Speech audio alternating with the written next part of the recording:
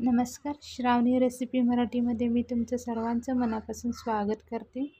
तर तुम्ही मॅगी तर खाल्लीच असाल, पण आज मी तुम्हाला मॅगी न बनवता आज मी मॅगीपासून वेगळी रेसिपी करून दाखवणार आहे. तर आज मी तुमच्यासाठी चटपटीत अशी मॅगी भेळ कशी बनवायची ही रेसिपी घेऊन आलेली आहे.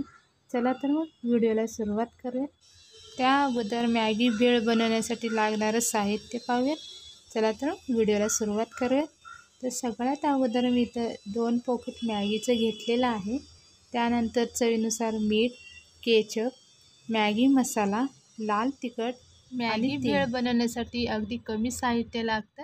तर सगळ्यात अगोदर इथं मी मॅगीचे छोटे तुकडे करून घेतलेले आहे. तर तुम्ही इथं बघू शकता की मी इथं एका ताटामध्ये 2 मॅगीचे पॉकेट घेतलेले छोटेसे तुकडे केलेले आहेत. तर तुम्ही अशा प्रकारे हे मॅगीचे तुकडे करून घ्यायचे. तर हे आता तुकडे आपण छान व्यवस्थित असं भाजून घेऊयात. तर हे मॅगी मी आता भाजून घेते. तर सगळ्यात अगोदर इथं आपल्याला कढई तापत ठेवायचे. तर आपली ही कढई गरम झालेली आहे. तर आता मी यामध्ये मॅगी टाकून घेते.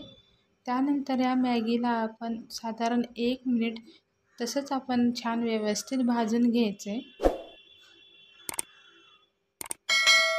1 मिनिट झाल्यानंतर मग त्यामध्ये थोडंसं तेल टाकून छान व्यवस्थित आपल्याला ही मॅगी लालसर होईपर्यंत भाजून घ्यायचे.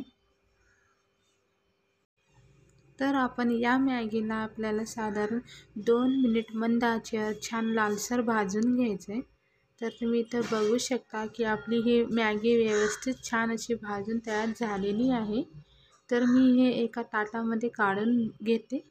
तर तुम्ही इथं बघू शकता की आपली ही छान मॅगी भाजून झालेली आहे आणि एकदम अशी कुरकुरीत अशी ही मॅगी भाजून झालेली आहे. तर आपण भेळ करायला सुरुवात करूया. सगळ्यात अगोदर मी छोटंसं पातेलं घेतलेलं आहे. त्यामध्ये आता 1 वाटी टोमॅटो केचप टाकून घेऊया. त्यानंतर आपल्याला यामध्ये लाल तिखट टाकून घेऊया.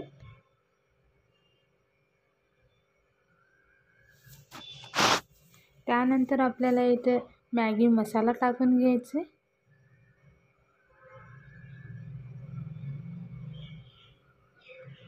मॅगी मसाला टाकल्यानंतर यामध्ये चवीनुसार मीठ टाकून घ्यायचे.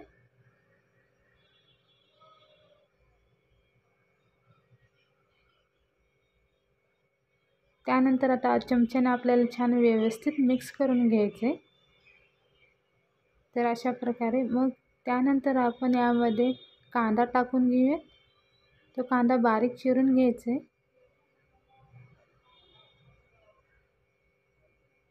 त्यानंतर टोमॅटो टाकून घ्यायचे.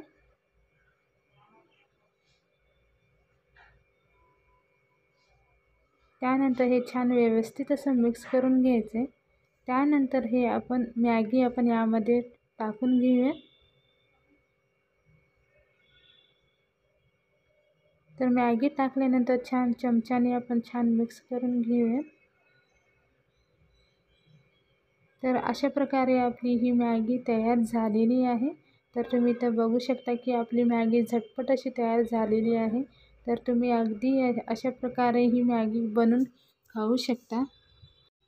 जर तुम्हाला चटपटीत खाण्याची इच्छा झाली तर हे तुम्ही घरीच बनवू शकता. अगदी झटपट अशी होणारी ही रेसिपी आहे. तर ही रेसिपी तुम्ही घरी नक्की ट्राय करा. त्यानंतर हे छान व्यवस्थित मिक्स झाल्यानंतर आता या मॅगीमध्ये आपण कोथिंबीर टाकून घेऊयात. कोथिंबीर टाकल्यानंतर छान व्यवस्थित मिक्स करून घेऊयात.